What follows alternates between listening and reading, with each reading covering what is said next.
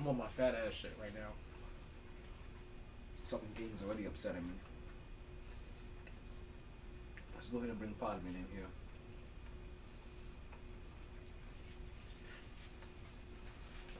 Let's go ahead and bring the audio for them. I didn't even cut the audio that I wanted, to be honest with you. But that'll be fine. So I'm gonna continue doing my fat ass shit. But I don't want to hold you guys up too much longer. I'm just hoping that the audio sounds better than it did the last time. I heard the re-ear of the last podcast, and I heard there was some glitches in there. I don't know how to fix that one, but I need to get this right before Wednesday's podcast, because hopefully things go a little bit better. I apologize for the inconvenience, but you know how this goes. The levels is good. The levels is good. The levels is good. What a boy.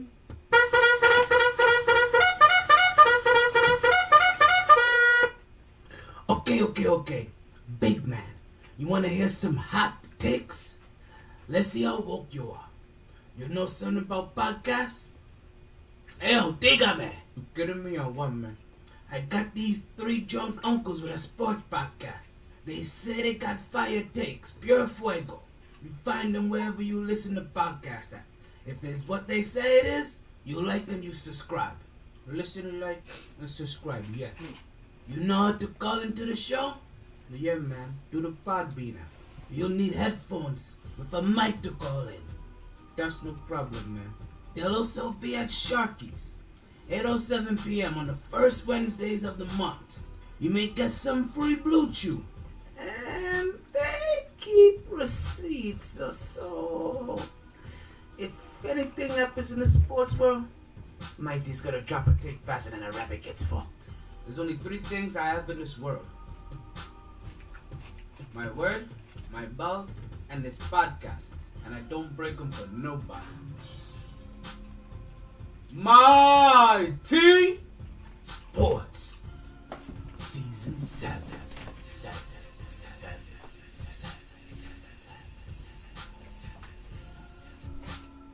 Oh shit, where my phone at?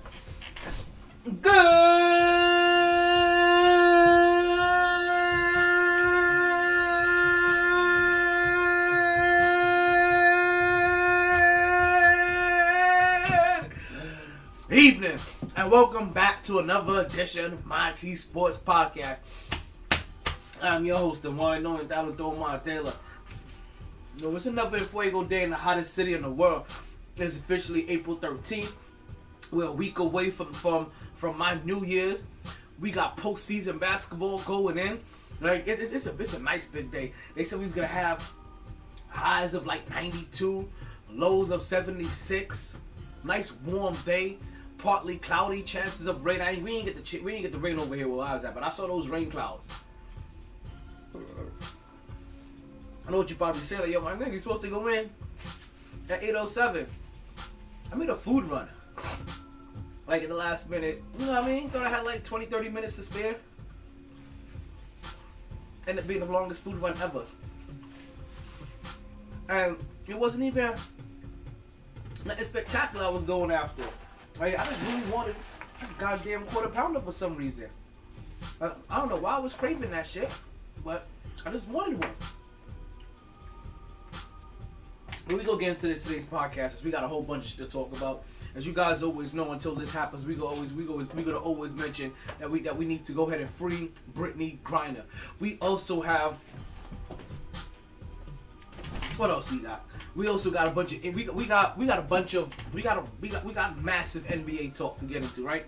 We got injuries, we got the play-ins to get into. We gotta talk about the perfect game. We're gonna talk about breakout stars. We're gonna talk about Blue Chew, right? And we're gonna talk about our next meeting at Sharky's. Oh my god, I hate this game already. Right? We're gonna talk about a historic celebration that we witnessed, a ghostly performance. We finally have a re-signing. And we're also gonna talk about the day that never was, in a very weird way. You guys continue. We have all that and more continue on the MyT Sports Podcast. But If you've been here long enough, you guys already know how we do this. We know what we say here, regardless of the time. Take that, take that, take that. There you go. And regardless of the weather. You play to win the game. Hello? There's always a good time to talk some sports. Let's do this motherfucker. So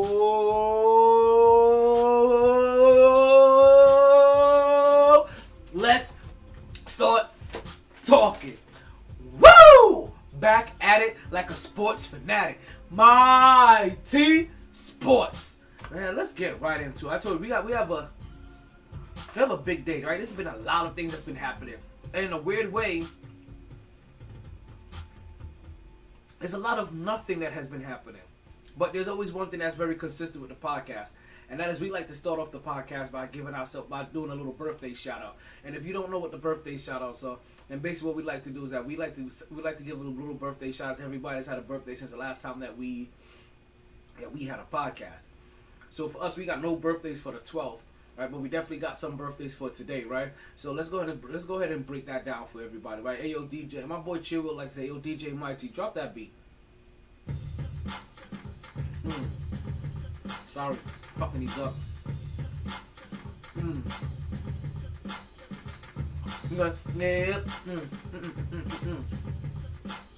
Forgot. Let's start this properly. Talk to me nice, baby. So for all of those that it's the first time here, it's not a hard song for you to catch on to. Everybody that's been here before, go ahead and sing along one time for the people in the back, and then we're gonna sing talk 2 times so everybody can be involved. Yeah. Yeah.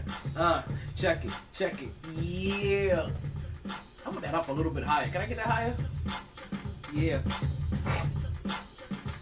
Because yeah, it's your birthday. We said it's your birthday. Check it, yeah.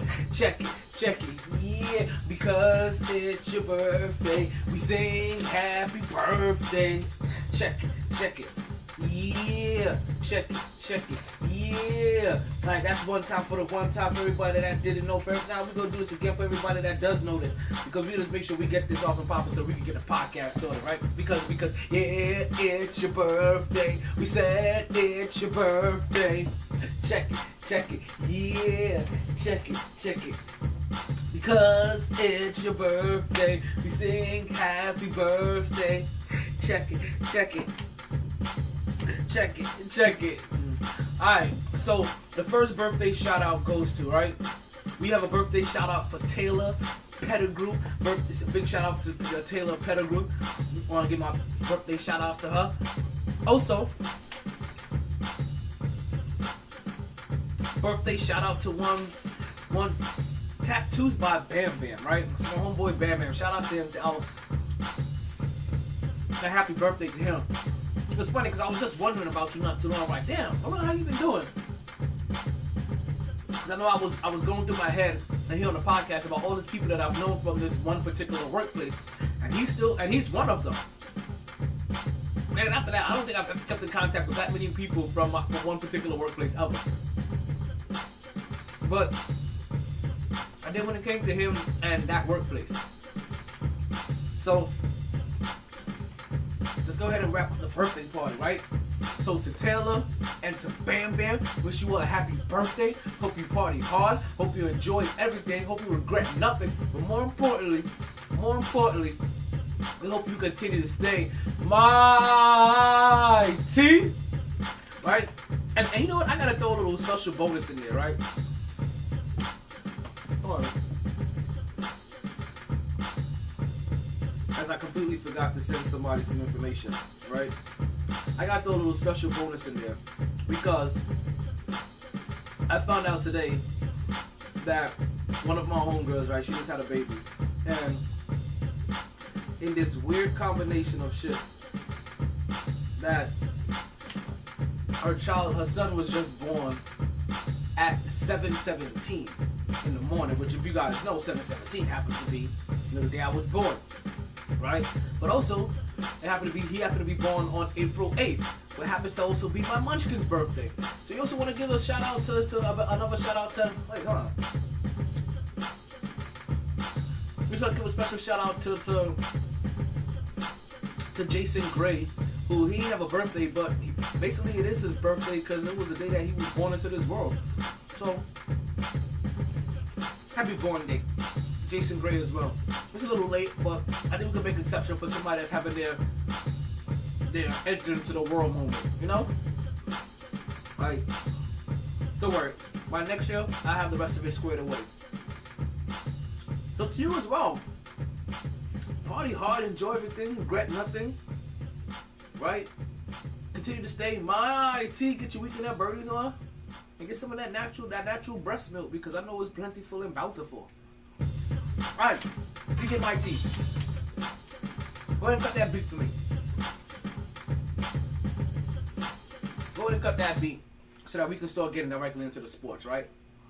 Because we still got a big sports day. We still got a really nice, decent looking sports day in front of us. So let's get right into it. First things first. Let's talk about these NBA play-ins, right? Which I've already gone on record and making sure that I call this the postseason, right? And as you guys already know, I've been calling this the postseason here on the podcast. I've already been hearing other individuals on radio shows now, and we heard Van Gundy. I don't know. I think it was this game right here, and this Charlotte and Atlanta game, saying that they're gonna call it the play-in, right? Or start calling it the playoff. And what they're all just hinting towards is just consider it all the easy way to describe it. And they all just want to call it the postseason. And that's what they really just need to call it. But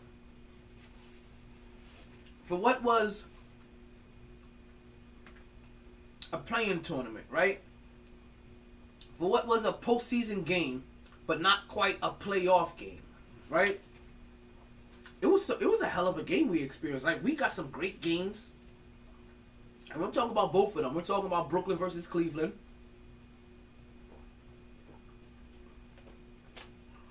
And we're also talking Minnesota versus the LA Clippers, right? And not only did we get, like, two really great games. And so far in this Atlanta and Charlotte, we're not getting a great game. This game is almost over. And I'll be honest, I was rooting for Charlotte. I was hoping Trae Young was going to lose. Excuse me. Just about 54 seconds left to go in the third, right? And what's that, about a 26-point lead? It doesn't look like Charlotte's going to be able to come back. And that's kind of disappointing. I was really rooting for Jordan Brand on this one. And Melo, because Melo happens to be one of the few light-skinned superstars that I do like. And he also shares a namesake for the other light-skinned superstar that I do like. So,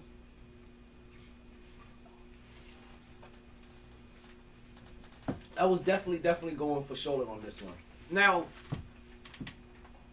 as far as this play-in tournament goes, right? As far as this play-in tournament goes, like, no, it was good. It was, not only was it great, but I also thought it was a great lead-in to the playoffs as well too. At least the first night's game was. Like I said, who knows if this game right here is going to become more competitive down the road on the fourth quarter.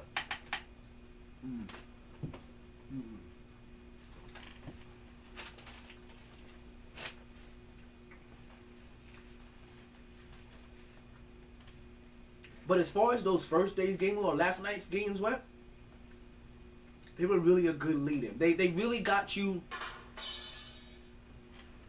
at least for me, right? I feel like it really got me hyped and excited to see what was going to happen in the playoffs now. Okay, now you got your shot, Brooklyn. What next? You got Boston now. What next? And my bad, I'm giving away results. But it basically in easier terms, it helped set the stage. That's what it really did. Like, it set the stage. And because of how good that first game was, I believe, right? Especially that very first game. Especially, like, based off how good that first game was, it forced intrigue to me for the rest of these games, right? For the remaining of these playing games. Because it made me want to see and look in there and be like, okay, are all these games going to be this good? Because also, that, like, both of those games were competitive, but the very first game, which is the Brooklyn and Cleveland game, like, that game was competitive, and it didn't have to be, right? We're talking about a Brooklyn team that has megastars on their team, and a Cleveland team that, while they were as far up as, I think, the third spot at one point in time this year, we know that it's still basically a lot of young talent on that team that may or may not be ready for this particular stage yet. They're growing pains that happen. So, there was no guarantee that this may have been a good game. Or that all the games was going to be good, especially for the first one. But the first one was a really good game, and it helped really set the stage. And then, not only that, but the games also forced emotions out of it. Like, it helped really trigger those emotions. You saw some of these celebrations. If you were the opponent of some of these teams waiting, you heard some of the things that was said. You saw what was done. You heard their reactions.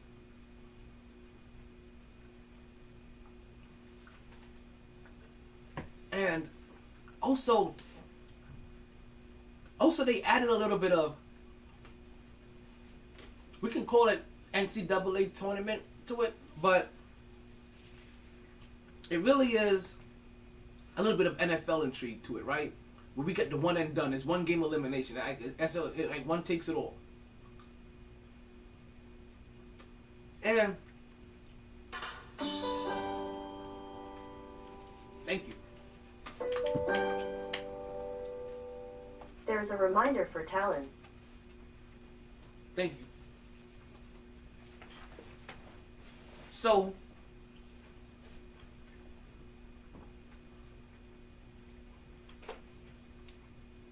these games were that one and done appeal, right? That Final Four, and it's what they call it, the Final Four, because you're playing. These are one time we call them playing games. Like, you're playing into the tournament, right? But that whole one and done appeal really does drag you in more, and you see how it also drags out the best in some of these players. Because I'm telling you right now, this isn't. These games don't feel like game one of the series, right? Of the first game of the series. No. All these games feel like game 7 of the Eastern Conference Championship. Like, that's what these games feel like. Because for these guys, you know what? For them to get a chance, it's a chance. Right? You have to win this game. Just for the chance to continue. Just to help change the narrative of what your team has been over the last God knows how long. And these guys are fighting for that chance to continue to compete. They don't want to go home. And with all of that good, there really is only one downfall. There really is only one downfall of this whole entire thing. And that is that, in a weird way, these games never happened. Like, that's what they should call the NBA play-ins. The NBA play-ins. The games that never happened. Because in a weird way,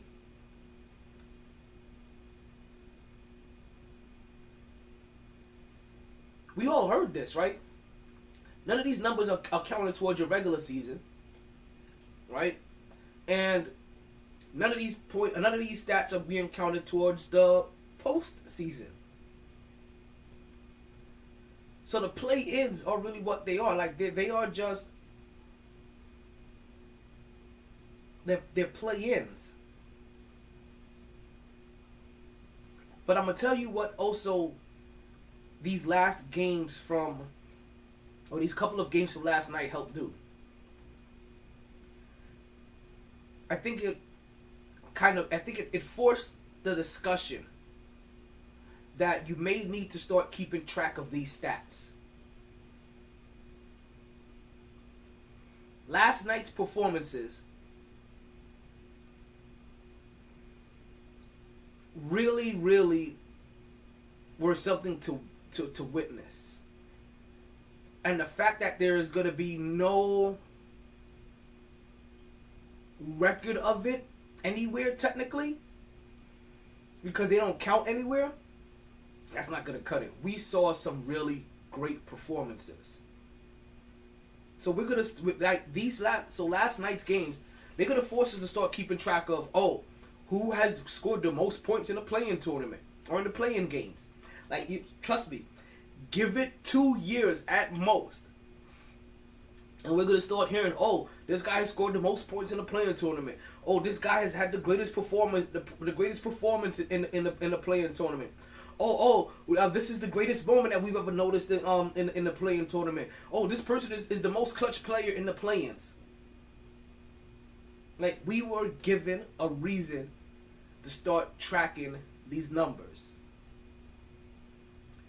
And before we start talking about continuing to track these numbers, we're gonna take our first break, right? We're gonna go ahead and pay homage to a group of individuals that I highly respect across the world, and that's not just the ones that are in this organization, but also the rest of the organizations in this country and around the world. Let's go ahead and get that in there.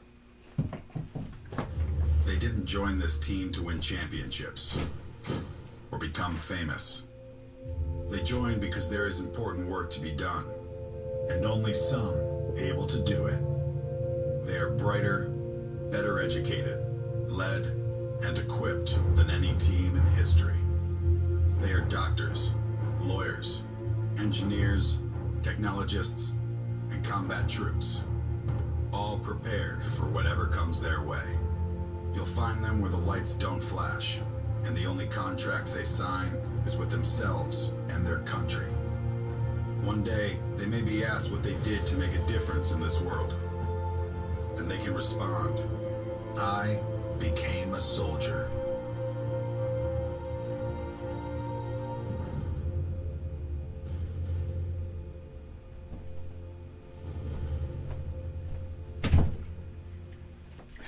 Like, y'all know I just wanted to get something and drink. We're back. Thank you for listening to the MyT Sports Podcast. Oh my God. I ain't gonna lie. Sometimes that Publix lemonade, especially the mango one, it is 100% worth taking that early break for. It really is. It really is. But let's continue. And as you guys know, right? If you guys have not been here before, I always like to have some kind of game going on in the background. Right now I have the Charlotte, obviously I have the Charlotte and Atlanta game going on right now. So that's what we'll be watching and we'll be keeping track of as you guys listen to the podcast and as I give you guys this work. Now, we had the first game of the evening, right? Which was basically the play-in game for that 7th spot. And this was between Cleveland Cavaliers and the Brooklyn Nets. And I'm not gonna lie, this had its, like, automatically this had all kinds of levels of intrigue. And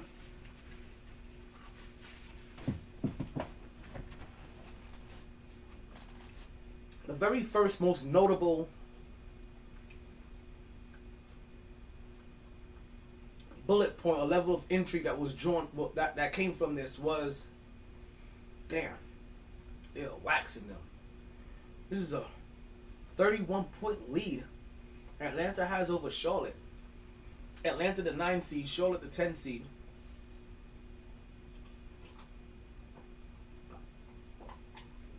So the winner of this game goes and plays the loser of the Brooklyn-Cleveland game for that last 8th spot. And I know a part of me, like, I shouldn't say this, but a part of me hopes I could give that Chill Will gets a reason to hate Trae Young the way that I hate Trae. And I know that's not completely saying like the best thing, but you guys know what I'm really trying to say, right? I just want, like, I really don't want this team to lose. To be honest with you, I just want to have a reason to hate Trae Young. But we saw that game last night between Brooklyn and Cleveland, the 7th and 8th spot, and the first entry that we got from this is Kyrie versus Cleveland. Kyrie versus his former team, versus the team that he drafted him, versus the team that he won a championship for, versus the team that he hit an iconic shot that helped over catapult his career and his ego and his image.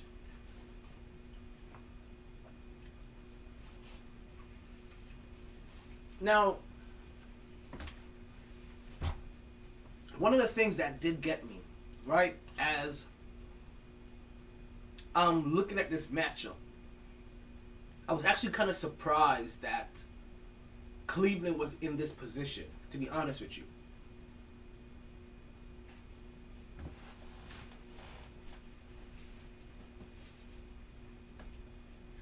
If you heard me talk earlier,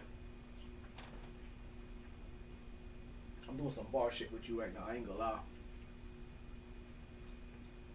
But if you heard me talk earlier, you heard me mention that at one point in time, like both of these teams, Brooklyn and Cleveland, were in a much higher position that they currently are in. Ooh. At one point in time, Kelly Oubre is Mr. Easy Dunk, and that's why your team is down by fucking 30. But you saw,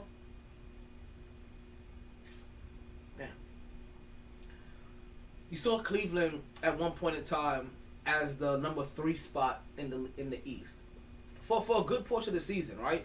You saw them the 3 spot, the 4, but even the 4 spot at times. But they were really holding down their own and surprising a lot of entities, right, for a good portion of this year. Brooklyn Nets no different. At one point in time, they were the number 1 team in the East. And then Kevin Durant got hurt, and next thing you know, they're struggling for the 10th spot. 1 spot ahead of the New York Knicks.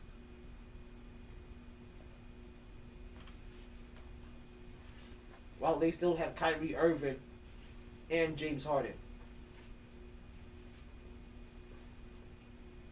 I'm just saying, there's some of you guys that still have that team.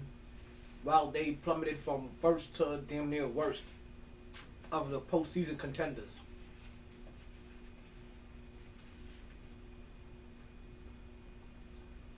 But, like we said, Cleveland, same thing kind of happened with them. Like, they fell off drastically. So even having this matchup was weird. You know, some dumbo shit in its own right? Some goofy shit in its own right, because like both of these teams shouldn't be here. So the intrigue started to build there even as well. Where you're like, okay, let's see what 2 teams that should not be here, if they would have met, if the season would have ended a lot sooner into the year, right? And you're talking about these 2 teams meeting. You're talking about what possibly when they would have met would have been in the Eastern Conference Championship game. If you're talking about the 1 seed meeting the 3 seed. And if that's supposed to be the case of what could have been the highest level of performance we could have witnessed while watching this game, I am very glad to say that's kind of what we got. And for those that would have thought like, damn, this game was a little bit closer than it should have been, especially granted the performances that we saw, well, that kind of tells you why. This isn't just a Brooklyn team that should have been the number 1 seed falling all the way down to the 10th spot, right? Or whatever spot they fell into. 7th spot, 8th spot, 10th spot, something like that, right? This isn't just that. It's also a Cleveland team that was a 3 spot fall all the way down where they fell to as well.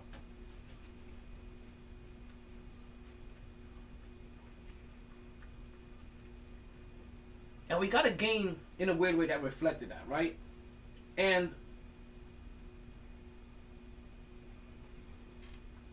this was again a really good playoff warm-up game. This is a really good matchup game to be like, okay, if this is any indication of what the playoffs are going to look like, I am here for the next 54, 84, however many games it takes to get this job done, or to go through the playoffs, cumulatively, between all teams.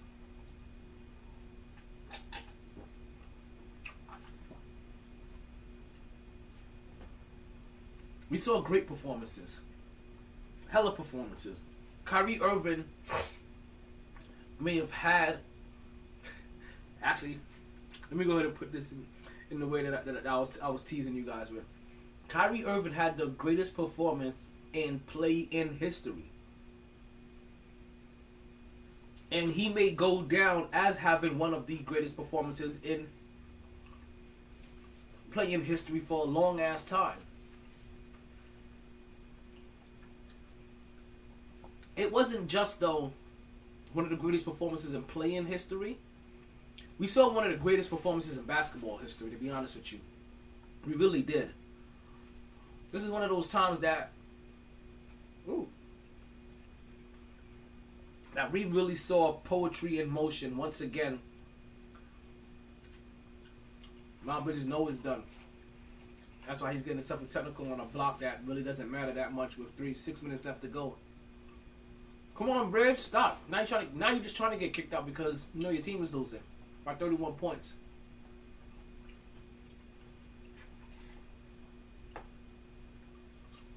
Oh, nope. He was already ejected.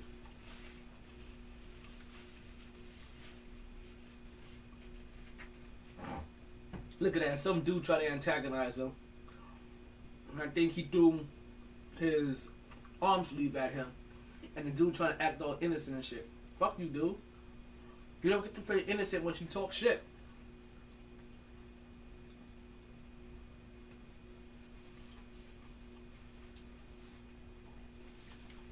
Yeah. He imploded, and he purposely imploded. So let's talk about the implosion that really happened on the court in Brooklyn, right? And we're talking about implosion. We're talking about complete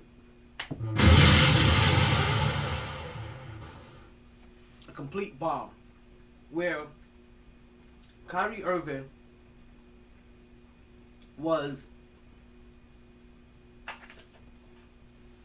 perfect, right? When I say perfect, I'm looking at the half. Kyrie Irving is perfect through the half. 3 quarters in, Kyrie Irving is perfect 3 quarters into this game, folks. Hadn't missed a shot. To be honest with you, I'm looking at his stat line right now, and I can't even recall when he missed the shots that they say that he missed. Because they must have all came in the 4th quarter.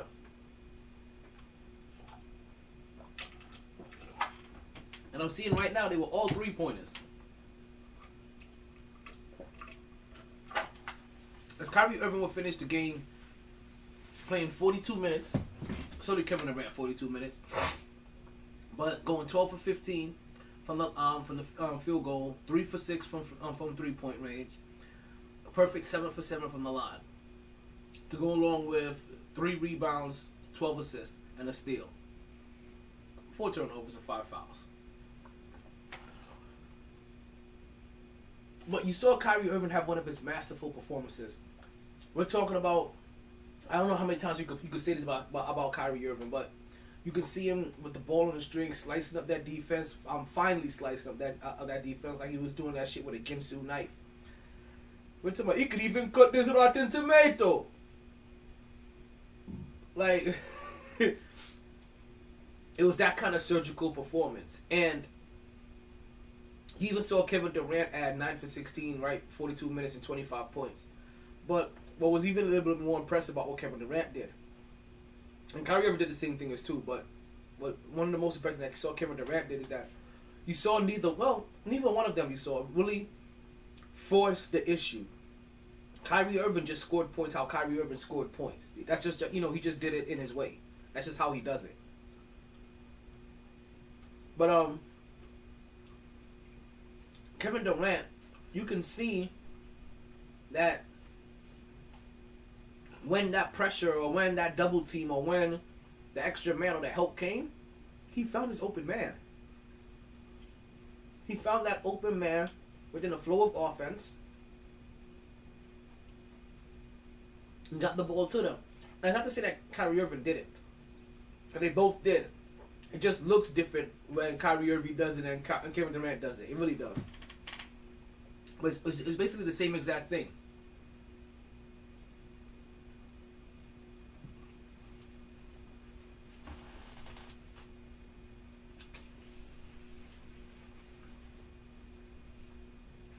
The only thing about this is that it again goes down as one of the greatest performances that never really happened. As it currently stands right now, the NBA is not keeping track of play-in tournament stats.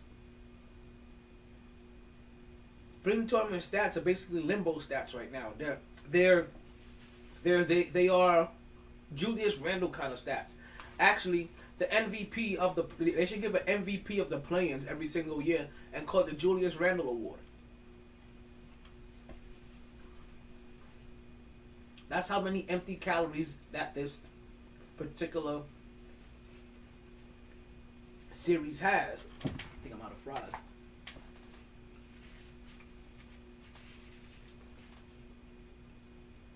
Like I said, Kyrie Irving, he did his thing.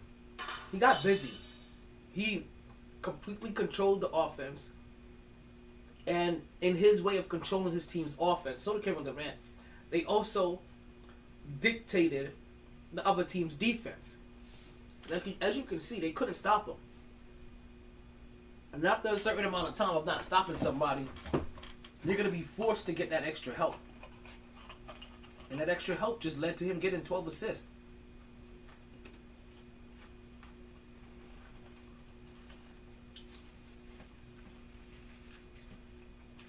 Now,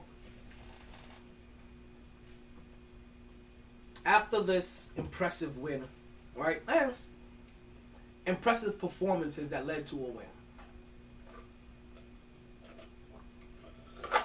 Because it was only a 7-point game, right? That's what helped make the game so good all the way through. Is that even as Kyrie Irving and Kevin Durant are balling, this game is tight. They get a they got a massive injection of offense and energy from Brown.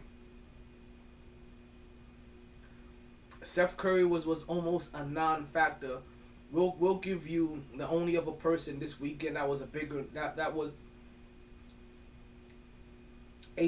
non-factor than Steph Curry, and he actually scored more points than Steph Curry. But the reason he's a bigger non-factor than Steph Curry is because his team relies on him a whole lot more than this team relies on Steph.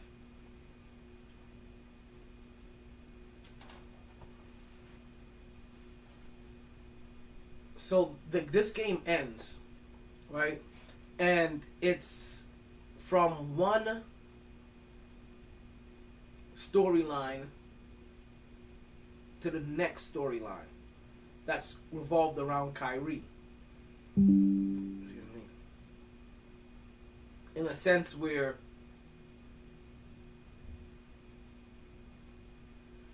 you get to move from Kyrie Irving taking on his former team that he won a championship with to the former team that Kyrie Irving's reputation really started taking a massive hit with. And that is one Boston Celtics, a team that said, "Yo, we're better without you than we are with you." A team that says, "We've gone further with Marcus Smart as our point guard than you as our point guard. We went further with Kemba Walker as our point guard than you as our point guard." And we see how useless Kemba Walker is these days. We went further with Isaiah Thomas as our point guard than you as our point guard. Like, we've seen Boston easily get rid of Kyrie and say, like, we don't need you to do this. Actually, when it comes to doing this and the growth of our team, we'll rather do this without you because you're a detriment to our team winning and also us counting on you, and also the growth of other teammates. That's what Boston said.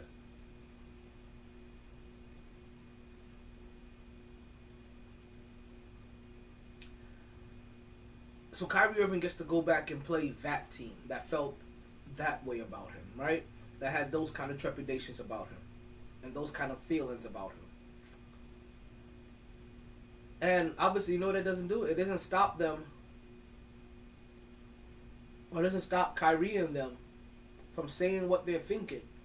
And that's what's happening a lot, is that from people saying exactly what's on their mind, regardless of the repercussions, or what it may do, or what kind of fuel it may fire. From fire it may fuel. And you hear that in the press conference that they had, where the Nets, they're over here like, you know what? We feel good about going against this Boston team. With no, is it Williams they're missing? Like they're missing their center, Rob Williams or something like that.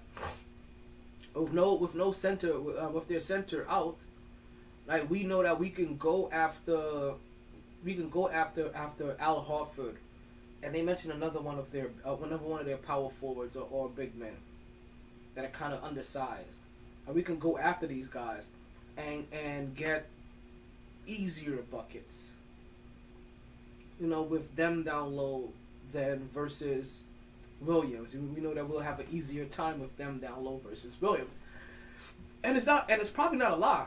Like, it's probably 100% the truth. And I feel like we all feel that. A lot of people feel that way. That without Boston and their starting center, because it's kind of opened themselves up in the middle for a team that really functions in that mid-range and at the rim, believe it or not. It's just that you don't expect them to say it when they know that they have them next. And there's going to be a 7-game series. And you have to try to pull off victories a victory in their home crowd or in their home court. And I know that you have the kind of pleasure you feel like, you could get a victory anywhere. It's still for 7 games. And while I do trust Brooklyn in a 1-game play-in tournament, right? Or a 1-game play-in game, I do hold a little bit of trepidation. I do hold a little bit of doubt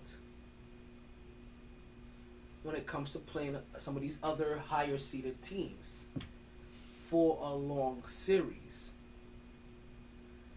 Boston's not going to be any slouch. It's going to be very interesting to see Marcus Smart against Kyrie Irving, right? And Jaylen Brown on Kyrie Irving. But also on the other end, we have Jason Tatum on Kevin Durant. And I know that we haven't seen a lot of individuals that can block Kevin Durant's shot. I wouldn't be surprised if Jason Tatum ends up being one of those guys in this series that gets added to the list of individuals that can block Kevin Durant's shot.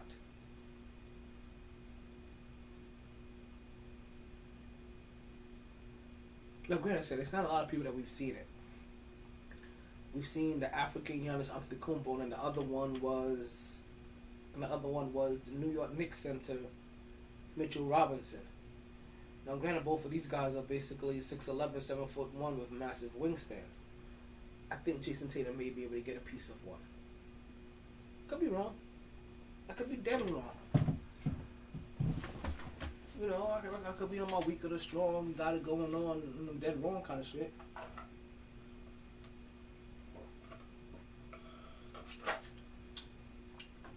That cup is done. I'm just basically, you know what? I'm not going to continue that.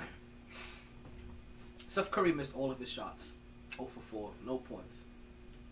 right? But let's go ahead and give a little highlight on Cleveland Cavaliers, right? Even though like they didn't win the game, but like they fought and they had some good and they had a nice good battle, you know. So let's because and Chill Will ain't here, but still. Cleveland, this is for you. And we would see in this game, we would see Marketed add 13 points, go 5 for 14, struggle a little bit. Okoro, he had no points, 13 minutes, 0 for 3, kind of matching Seth Curry's performance. You see Evan Mobley, he had 19 points, 9 for 13, shooting, 7 rebounds, and 2 blocks. We see Darius Garland go 13 for 24 for 34 points, and Karis LeVert go 4 for 12 points. Kevin Love would add 14 points off the bench. He shot 5 for 11, 3 for 4 from 3-point range, and 13 rebounds. And that would basically be it for some of the key contributors and key producers for the Cleveland Cavaliers. They probably could have used a little bit more if they would have got their normal performances. Probably from Karis LeVert, probably also from Isaac Okoro as well. But who knows what would have happened if you get a normal performance from them, but also Brooklyn if they get their normal performance from Seth Curry. You know what I mean? Who knows if that just negates both sides, and you still see the outcome that we have here. This game is about to be over, and you see Atlanta Hawks up by 29 points with about 33 seconds left, and you already see guys like, damn, I forgot his name, and I just used him. Herbert, whatever his name is. The shooter from Atlanta, not Trae Young, the white dude. You see him waving goodbye to the Charlotte crowd. Number 10 Charlotte loses to the number 9 Atlanta. Atlanta goes on to face Cleveland.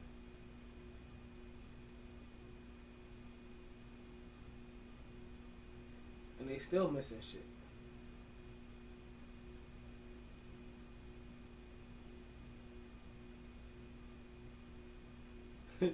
And they missed it's funny because you saw Charlotte get a steal and they missed the easy layup dunk, right?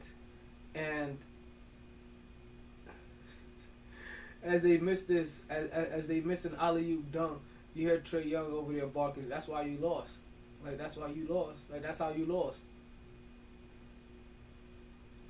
I can't stand Trae Young. I'm sorry. I just can't. I can't do it. But like I said, the Cleveland Cavaliers are taking on Boston next.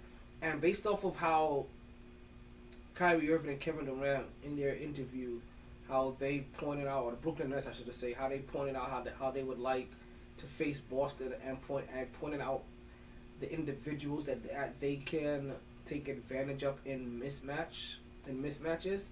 Those are fighting words. These are exactly what is called bulletin board material. Like this is the stuff that as you normally don't want to say out loud to try to fuel that other team, especially a team that believes that they're a much better team than you are. That with their team cohesiveness, that they'll be able to beat you. It took Trae Young 24 shots to score 24 points. Now, it's crazy because I went through a good portion of this season thinking about the Brooklyn Nets in a way that's been leaving me kind of lackluster about them. That they robbed us of the emotional attachment to them, right? They giving us a lot of drama, but they robbed us of an emotional attachment because their players can't play all game. That during this whole entire season or their whole entire tenure together, they haven't had any historic runs that helped galvanize not just their city, but also start galvanize some of the country around them, right? And build one or two things, even more haters and more supporters, right? But they missed out on that. They missed having like a historic run, 13 straight wins, 25, 20 straight wins, 22 straight wins, 17, 18 straight wins. They missed out on that because of how they're set up. And because they didn't have any of those historic runs, we kind of got robbed of having that emotional attachment.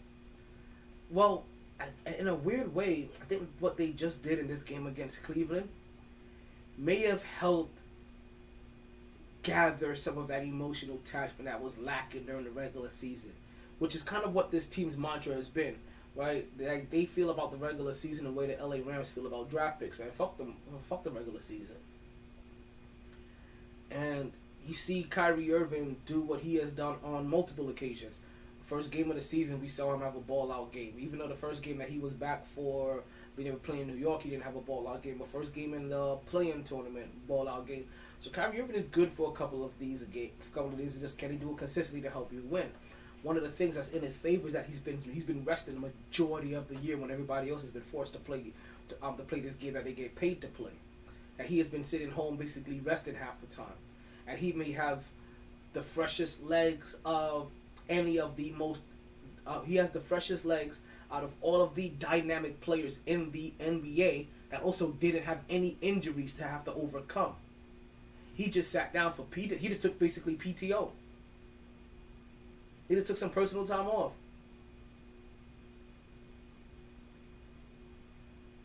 So it's going to be interesting to see how far he's going to take. Because I'm assuming that this is going to be kind of the norm more than anything else.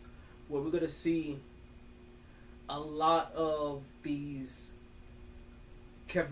or these Kyrie Irving performances. And they'll probably just live with if it works out or if it doesn't work out. Right? And they'll take the wins and the losses with all the wins and losses because you guys know that, hey, when we catch him in these handies, we win. And, and when he doesn't hit him, then we lose. And we all know that it's a make or miss league, and that's kind of what they'll hang their hat on. Now, also before we leave this as well, let's also give our condolences to everybody that has been affected by that Brooklyn shooting. Yes, we have heard about it, and we don't have a lot of information on it, so we haven't gone too deep into it. Last thing I heard is that they haven't caught the culprit as of yet that end up injuring so many people in the New York subway, but or in the Brooklyn subway. As you guys know, this is also just blocks away from where the Barclays Center is at. As you guys can see, it did not stop any. It did not stop any of the game from being. And it stopped from any of the game from being conducted, and it didn't garnish any kind of ill will from the public or from the audience or the crowd, and there weren't any protests during the Brooklyn game that would have delayed the action. I was saying all that. That don't mean that we ain't had that shit for the other game. The other game that we had last night was Minnesota versus the LA Clippers, right? And again, another good game, right? That it was a 5-point game coming down to the wire, and this was a game that was dominated by Master Splinter. You guys may know him better as Rat Beverly, right? And Rat Beverly, as has been documented, that he is the emotional leader of this team. But I don't really think that he's the emotional leader of this team. I just think he's the guy with the most emotional damage. That is not a fraud. That is not a fraud. I was like a piece of lettuce or some shit. It's cut really nice. I'm still gonna munch it more. I still may eat dinner. Sweet ass onions. Alright. So, he's the guy really the most emotional damage. And I don't really like to give Patrick Beverly a lot of credit these days anymore, right? But Patrick Beverly did do what was necessary to help possibly keep his team engaged and to continue to help make this the thriller that it was last night. Now, this game, while it had a lot of intrigue, right? It had a lot of back and forth, right? And we're talking about the game between Minnesota and LA Clippers. There were still moments of this game where was kind of unwatchable, right? There were moments of this game that it was difficult to get behind because we can see very much so that really when it comes to Karl Anthony Towns, they are who we thought they were. Now, if you want to crown them, then crown their ass. But they are who we thought they were, and we let them off the hook. Karl Anthony Towns is exactly who I've been thinking he is, or who we thought he was. And that is somebody that's a little too soft, is not really ready for the moment, that is one of the most talented big men in the game, but just isn't the most talented big man in the game. Isn't the pit bull of big men in this game.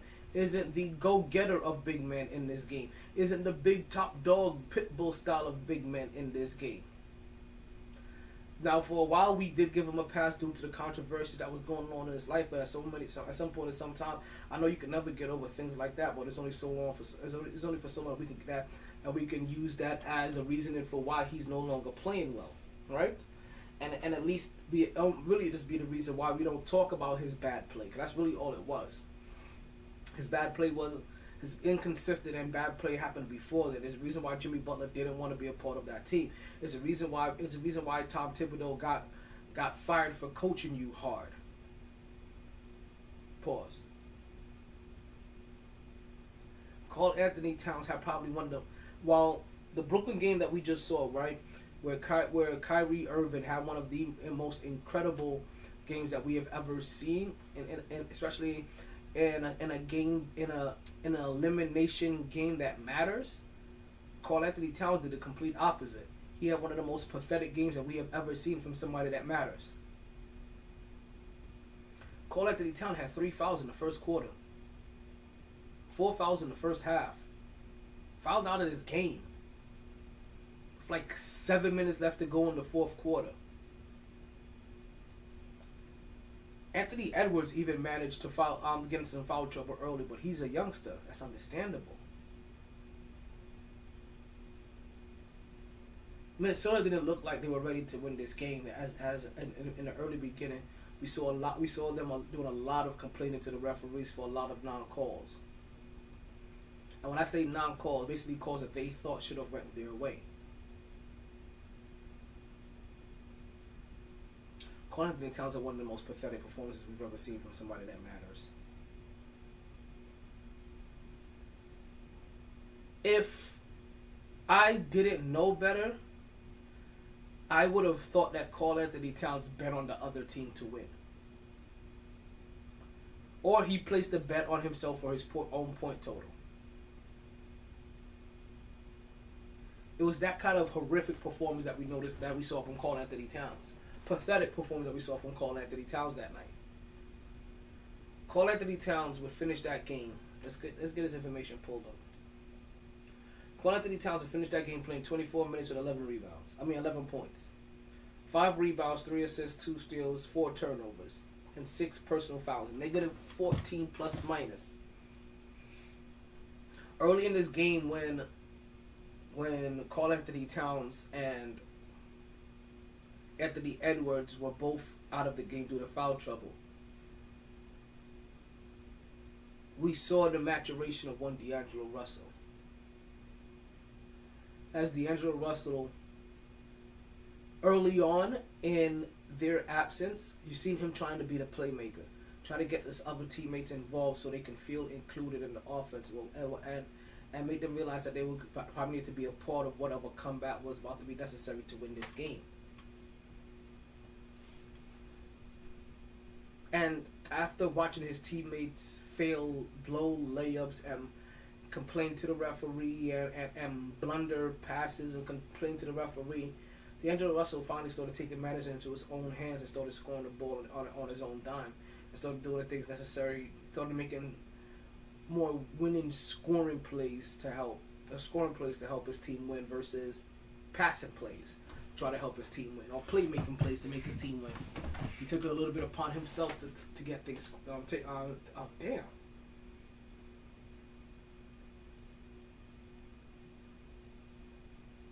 I'm sorry.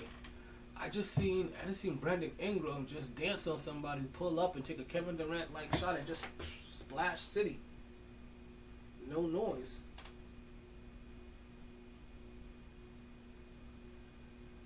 So he saw the maturation of D'Angelo Russell as he realized that on the part that he was going to have to play to give his team a chance.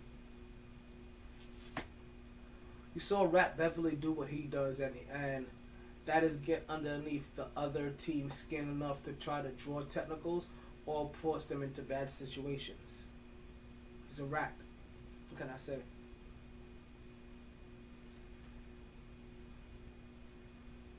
We don't talk about it. I don't know. That song's been going in my head the whole entire time I've been doing this podcast. I haven't even seen the movie yet either. Because every time my niece asks me about if I've seen the movie, I tell her stop cussing at me. That's not how we do this, youngster.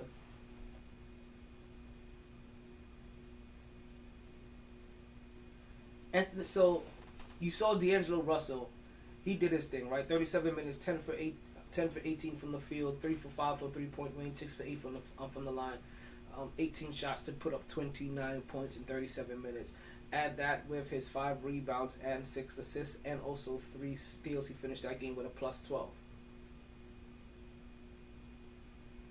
We saw D'Angelo Russell take over when he needed to. When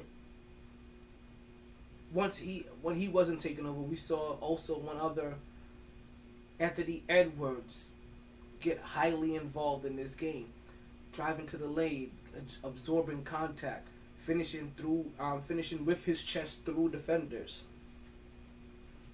Right, taking and making key 3-point shots. He'll play for 37 minutes, go 10 for 21 from the field, 5 for 11 from 3-point range, 5 for 6 from the line. 21 shots to make 30 points, to score 30 points, to go along with 5 rebounds and 2 assists.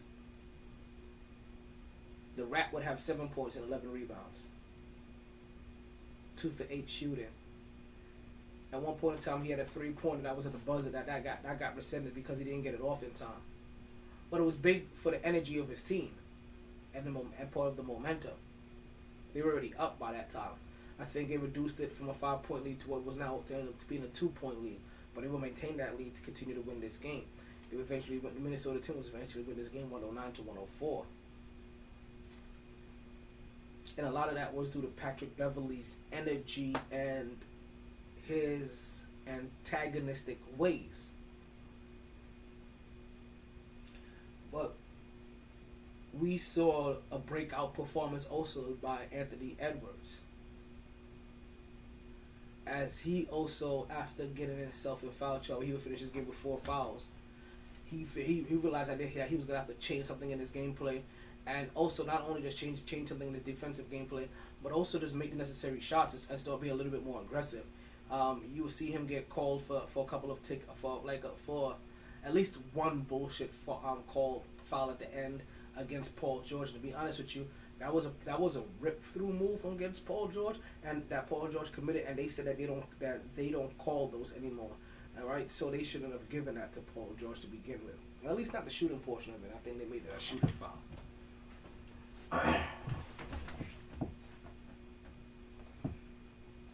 Cole Anthony Towns. I said this already, right? 11 shots for 11 points. 24 minutes. A negative 14. 5 rebounds. Out-rebounded by Patrick Beverley alone.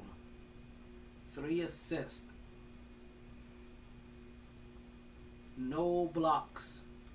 Patrick Beverley outblocked him. But Patrick Beverley also had more blocks than any starter on his team.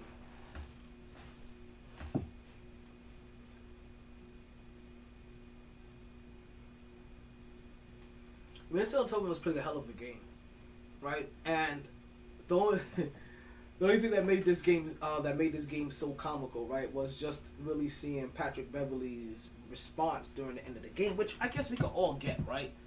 Patrick Beverley feels insulted based off of the fact that this is a team that wouldn't re-sign him. They told him that, hey, you're not worth the kind of money that you're asking for. So we don't think that we're not valuing you that way anymore. You go ahead and find your value somewhere else, and he did that in Minnesota. And it's kind of those poetic justice things where the team that you play first is the team that got rid of you to say that you weren't good enough, and then you also get to eliminate them and stop them from continuing any further postseason play.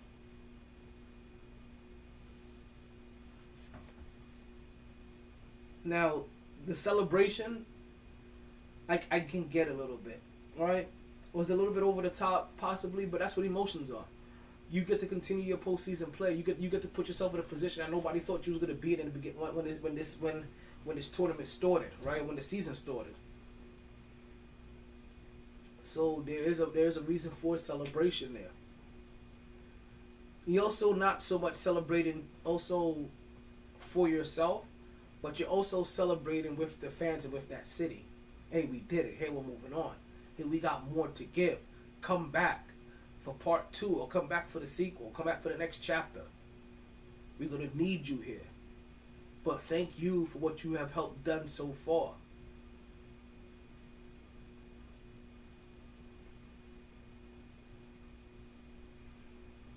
So I can... Oh, now I want a Whopper melt.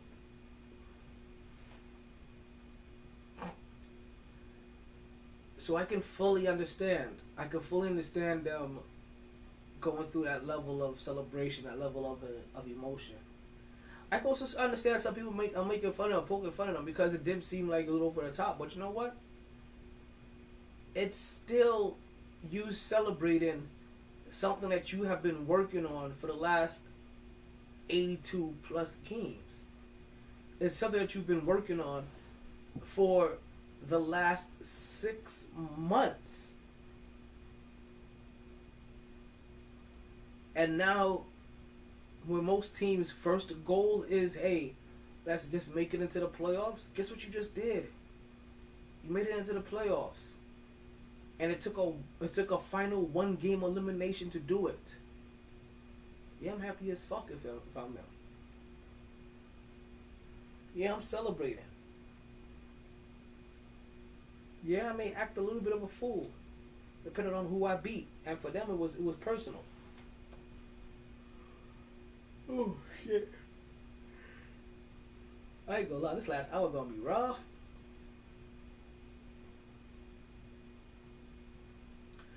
But now you also see, just like how we got a lot of intrigue from the Eastern Conference early playing games, right?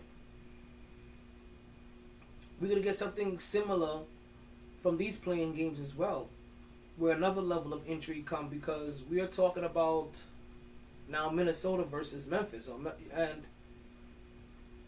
we see all the different beefs that the Rat has across the league. And one of the individuals that he has been beefing with lately is also that of John Morant.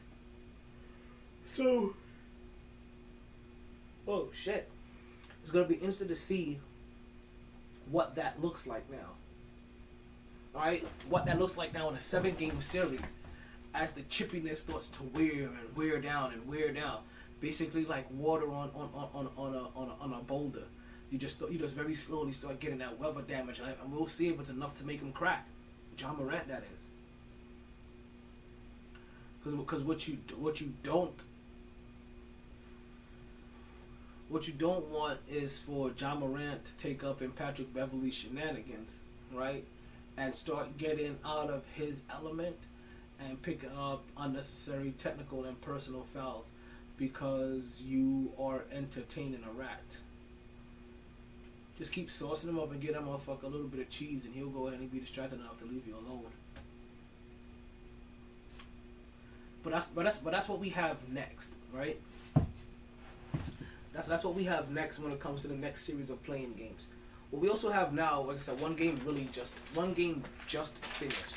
One of these games just finished when we're talking about as we're talking about the tonight's playing games. And that was Atlanta Hawks versus the Charlotte Hornets. And I'm not going to lie to you. When it came to that particular matchup, right? Let me see who was the favorite here.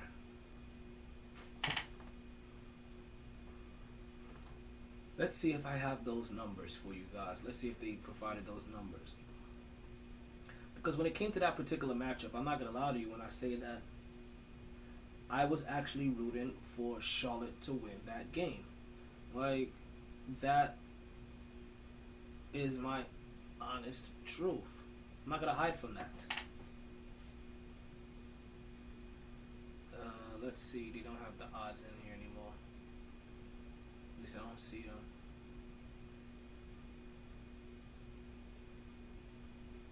Fuck the odds. So I was trying to see if I can figure out who they had as the favorite to win this game. And I'm pretty sure that if I had to be realistic, most entities probably would have had Atlanta to be the favorite, just because Atlanta, how deep into the playoffs Atlanta were last year. I would assume that I'm assuming that they would pick them based off of thinking that those guys would be able to pull up on that kind of that run that they made last year, that playoff run that they made, and experience from it, to be able to know what's necessary to come away with a one game elimination game victory. And I'm kind of seeing that, right? Experience. Sometimes it really does matter. So I wouldn't have been surprised, and honestly, I would have thought that the X factor would have been the point guard play. Whoever could get the better of whoever can conduct their offense better between LaMelo Ball and when it comes to Trae Young. And obviously, like, the tips to winning would have just been them trying to keep Trae Young contained and not make sure that he dictates too much of the offense. Listen, if he has to be the guy that scores 84 points, make him have to score 84 points to beat you. No, those other guys do it.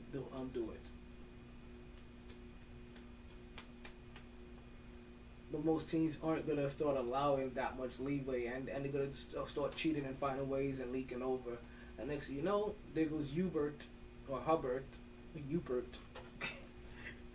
with his 3-point barrage, and the rest of that team too. Even as Collins is taking a nice little break, you know what I mean, and trying to recover and see if he can come back to help his team in the postseason. That even he would have been a problem if he's still in there. And they won by damn near 30 fucking points, and they weren't even at full strength. The other game tonight is the other one that's going on right now, which is San Antonio versus the New Orleans Pelicans, right?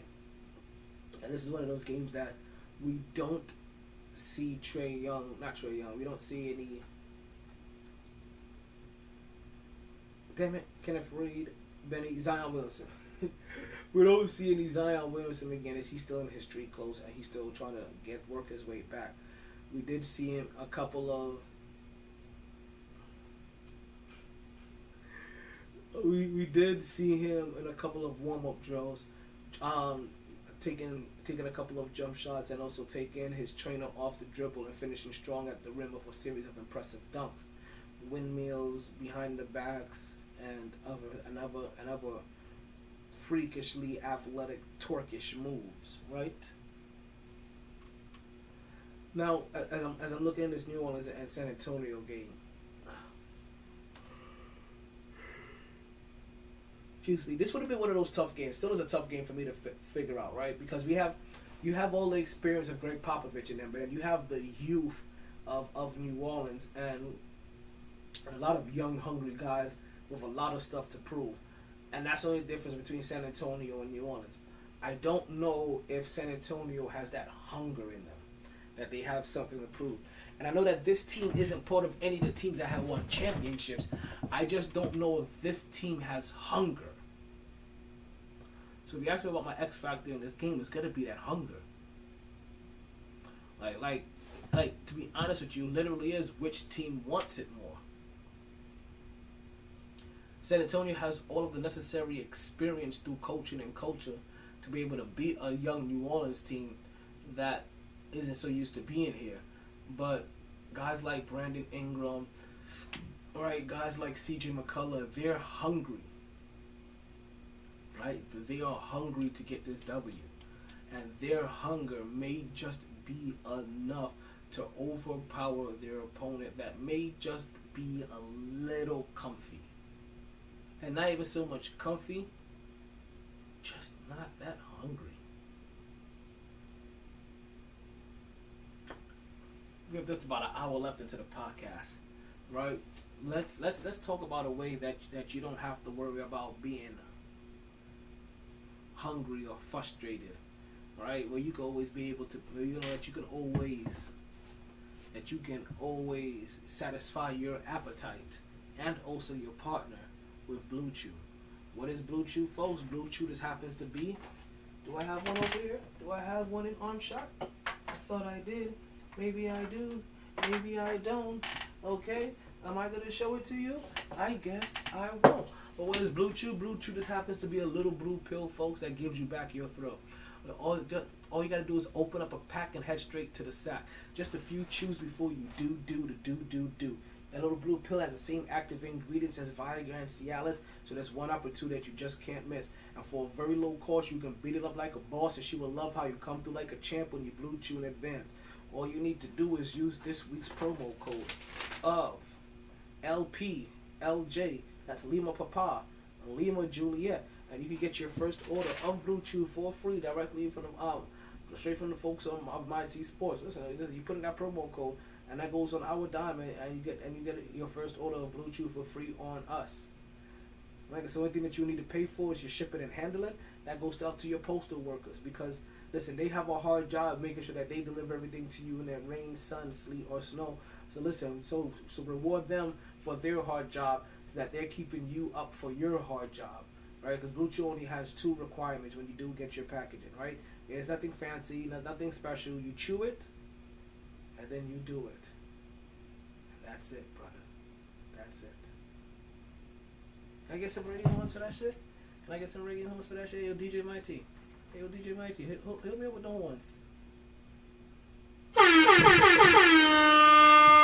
Thank you.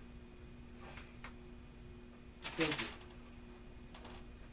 And since we got the horns popping, right? Let's also give a big up. Let's bring that down, sir. Right, nice little big up to one Derek Carr. Right, Derek Carr signed himself a nice little contract extension with the Las Vegas Raiders. He signed a 3-year. What was it? 3-year, $120 million extension, if I'm not mistaken. Also, let me see. Actually, I took a screenshot of this as I'm not using my phone. I can actually use my phone for productive purposes. Oh shit, that's work. I need to see if I can secure myself some work for tomorrow. I'm over here looking into everything else. Rush these jobs. That shit still there? No, it's gone. Wait, let's see. No, it's gone. Gosh darn it. What was I looking for again? Oh yeah. Derek Carr's trade or extension. So 3 years, 121.5 mil, which basically is still the same thing. I was kind of thinking that he was getting paid over just about $40 million a year. Derek Carr's nice extension. Derek Carr's he's been a nice little piece for the Las Vegas Raiders. He's one of those guys that he probably doesn't get enough respect for the numbers and for the work that he puts up, and for how he's able to keep his team together through all of the noise that is constantly going through Vegas right now these days. And not just the noise that's going through Vegas, but also a lot of the noise that started off when he was a Raider. Right? All of that as well too. So, big up to him. I don't know to say that he's fully deserving of all that, because my question would be, would you pay Baker Mayfield $40 million a year? I think most people ain't willing to pay Baker Mayfield more than $25 million a year. I ain't gonna lie. I am still intrigued by the fact that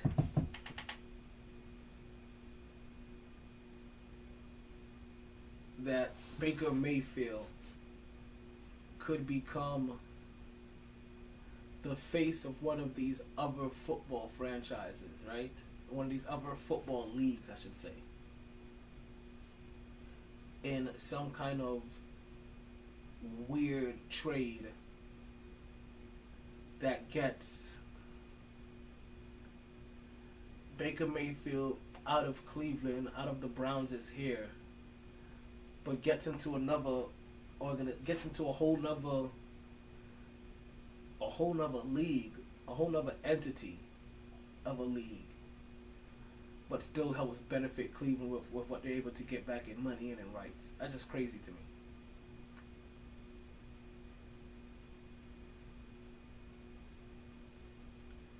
Now, as these playing games come along, right, then we still have the rest of these. We still have the rest of the playoffs that are going to start shaping up, right? As you guys know, in the East, we had the Miami Heat as they locked up the #1 spot. So the Miami Heat are going to be taking on now whoever comes away as the winner for the 8th spot, right? And that is going to be whoever wins between now. It's going to be Cleveland and Atlanta. From the way that that game just ended, right? So we're talking about now Miami either playing.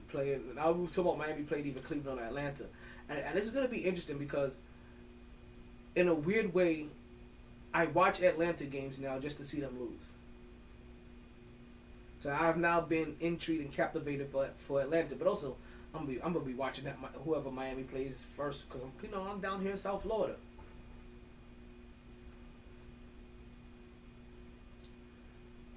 Obviously, that Brooklyn and Boston game, as that's already been locked up, that game is gonna have its own level of intrigue. Seeing Kyrie Irving go back to his former team that called him trash, and it's, basically,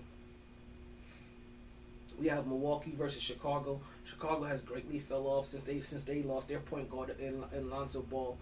I gave you those numbers earlier this season that they were. What was it? That without Lonzo Ball, they were, at the time I did these numbers, they were 22-13, and without Lonzo Ball, they were 8-20, playing just a little under 500 basketball. And trust me, that was just enough to kind of help push them out. At one point in time, Chicago Bulls were one of those teams that was sitting #1 in the East as well too. But so were the Knicks. So I don't know if that's saying anything, right? Anymore as we come down to the end of the season. And then for that 4-5 matchup, we're gonna see the Philadelphia 76ers take on Toronto. Now the biggest intrigue that gets added to that game, dancing, misses. The biggest intrigue that comes from that game as we're about to come to the end of the first quarter. New Orleans 26, San Antonio 22, as New Orleans just made a nice little reverse layup with time running out. Couldn't see who that was, but man, they got the ball off real quick, pushed it up. Number 8 gets it over to number 5. Number 5 does a nice little reverse, and we have a bucket before the first quarter ends.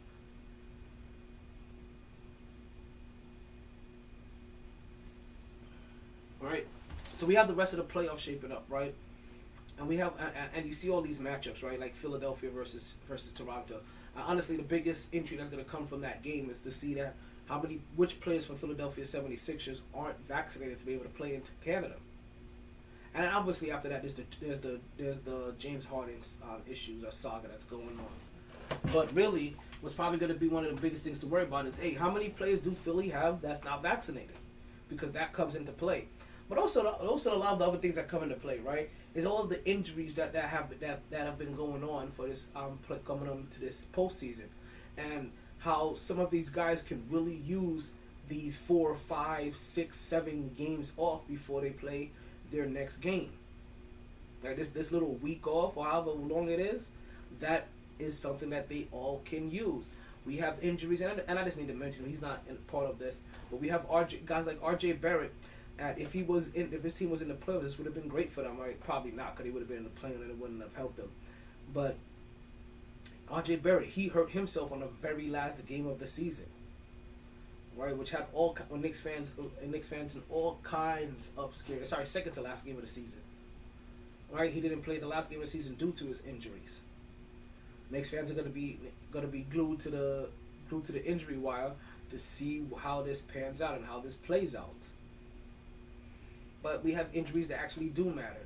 You see Luka Doncic in a walking boot as looked like he strained or tore a calf muscle. Not sure if he's going to be back in the playoffs or if he's going to be back in time for the first round, I should say, or even back for the playoffs at all. and it's gonna be intriguing to see because this Dallas team was kind of rolling. There was even talks at some point in time about Luka Doncic should be in these MVP talks, and you know how we define talks, right? Now, he should be in the MVP talks when it comes to people for this season, and that's how good he was doing coming down to the end, especially after they traded away Kristaps Porzingis. But now you're going to see all of that hard work and all of that effort is probably going to go right down the drain, and I don't give them much of a chance without Luka Doncic to beat Utah.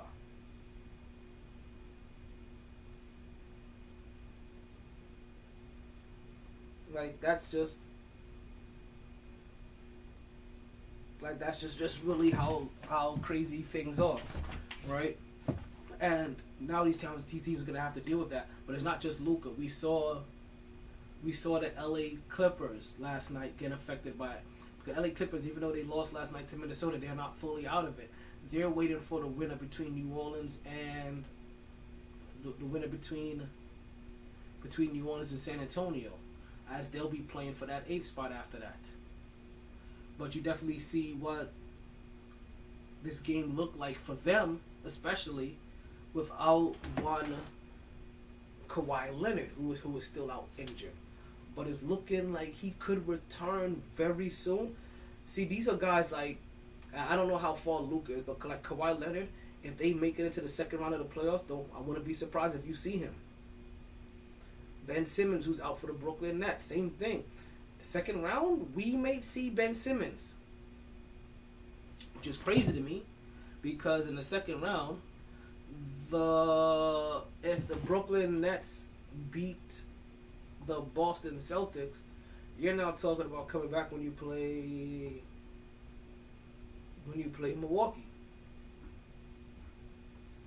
And now when we finally see Ben Simmons is when he's probably going to have one of his toughest matchups against Greek feet.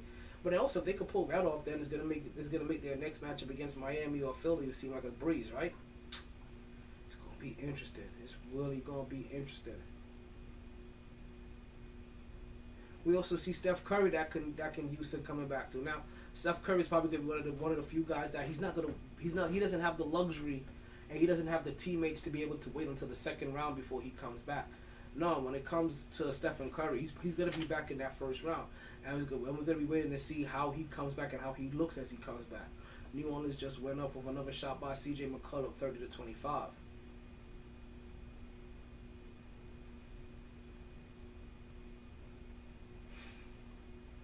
So these injuries are going to play a big role when it comes to these matchups, right? Like I said, so as these things start to finalize, right? I have Philly over Toronto, but that's really only if they have enough players to get by them. I have Milwaukee beating Chicago. I have Brooklyn beating Boston because at this point in time, that's my New York team that I have to root for. And I have Milwaukee and I have Miami taking care of their business as well, right? And then when we're talking about the West, where like I said we have these things lining up as well. Well, but you have Minnesota locked up to go ahead and take on the second place Memphis Grizzlies. And Memphis Grizzlies now are just a second place team in the West. They're the second best team in the league, as they finish the season off with a record of 56-26. There's going to be a lot of young talent and a lot of energy in that game, and I'm still picking Memphis. I take Phoenix over whatever team that they're going to play, whether it's the LA Clippers or it's the New Orleans Pelicans. I'm going to go Golden State over Denver. And then we're going to go Utah over Dallas. And that's basically determined based off of Luka Doncic's injury status. And then going to the next round, I'm taking Phoenix over Utah. I'm going to take Memphis over Golden State for personal reasons. And then next thing you know, we have Phoenix and Memphis in the Western Conference Championship. And that's what I'm going to leave it on for both of them.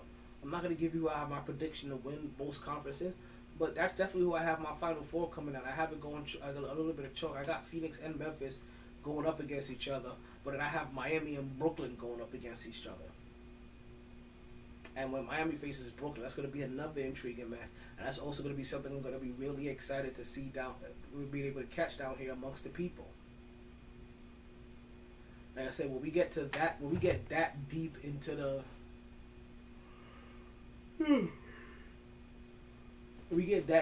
playoffs, as New Orleans extends their lead up to 9, I may just start doing every week at Sharky's until the playoffs is done after a certain amount of time.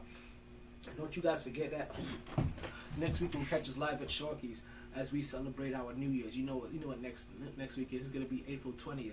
So you guys make sure you come and you check us out at Sharky's, because not only will we be there, but we'll also have our normal gifts and prizes for trivia question answered, but we'll also have some special gifts and prizes for those that are able to, those that come through, and also for those that are able to answer our trivia questions as well. I hope to see all you guys there. And I know you're wondering, like, damn, why does this sound like the end line? Like, why does it sound like this is coming down to its crescendo? Because you know what? It is. It truly is. It truly is. Listen, we're gonna have plenty of stuff to talk about pretty soon, right? We're gonna have a big Friday coming up, right? As it really will, because on Friday we're gonna have the 75th anniversary of Jackie Robinson breaking the color barrier in Major League Baseball. I feel like there's a lot of 75ths going on this year, and I think right now this is also the 75th anniversary of the NBA. We have the NHL playoffs playoffs starting real soon, so we'll get a lot to it. But you know what? As things have kind of settled down a little bit tonight, this is a podcast, and I don't have to give it to you all for a full 2-3 hours this time. I can actually cut it a little bit short and get myself a little bit of rest. Or maybe I just switch over and I start playing a little bit of 2K. Who knows how I feel? But I definitely know I'm not going to sleep until the end of this game. But this has been a good episode, and these have been some really good games that we have watched so far, right? Like I said, these last 2 games, when it comes to these 2 9-10 games so far, haven't been as intriguing as the 7-8 games of last night. These 2 games are looking a little bit more blowout-ish. New Orleans is again that they are pushing this lead. They still have a 9-point lead, and like I said, they just it may just come to. And I know this is very cliche, but this game really just may come down to who wants it more. Who really wants this victory? Who has the energy? Who's going to make the key plays? Because that's also what we saw in Atlanta. That's also what we saw in Minnesota. Right? Minnesota has that guy in Patrick Beverly, that hustle guy. That guy's going to throw himself on the ground. The guy's going to go after every hustle play. The guy's going to poke the ball away. The guy's going to jump into the crowd, or jump into the stands, right? But that's what Atlanta had too in Trae Young. Believe it or not. They had that guy that was doing all of the little intangibles. They had that hungry guy putting together everything, you know what I mean, that he like putting together all of the energy stuff that he needed to try to help his team win. And if you have that guy, especially in games like now, that could really do a lot in these 1-game eliminations. It looks like New Orleans, for the most part, like they have those guys, and San Antonio may not have that guy. They may just be a little too calculated in their schooling to be able to draw on the emotions that they need to be able to overcome this 1-game elimination. But you know what, folks? That is officially my time. I am Taylor. Thank you for listening to the MyT Sports Podcast. Don't forget that you can catch the podcast everywhere that you listen to podcasts at, whether that's on Facebook, Twitter, Instagram, YouTube. You can call into the podcast through Podbean as well. You can catch us on TikTok and also on Twitch.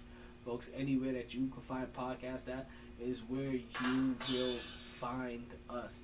Thank you for listening. Like the boy Toby and Wigway says, continue to catch a wave that never subsides. But like we like to say here on the podcast, be the kind of person that you would hire to work for you. Be the person that you would want to work for you. On that note, I'm gonna ask my DJ to play my outro so I can stop rambling, and we'll see you guys on Friday. And I can't wait to see you guys on Wednesday. Sorry, B. I tried. Honest. All the bandwidth in the world couldn't keep me. Cut my camera so I can take my clothes off. No lag. No lag. Yeah, put my curtain on. Gonna share my talents with Podbean Live. Always knew I'd take the pod there. Ooh, shit. just want to take Just these a damn lot socks off. later than a Fucking lot burning of up over listeners here. thought. Fell over some socks. Last of the real gabbers. Whew, shit, nuts on Well, fire. maybe not the last. Munchkin got good mic skills. New, improved MyT podcaster. Potted down now. Last call for drinks. Bars closing.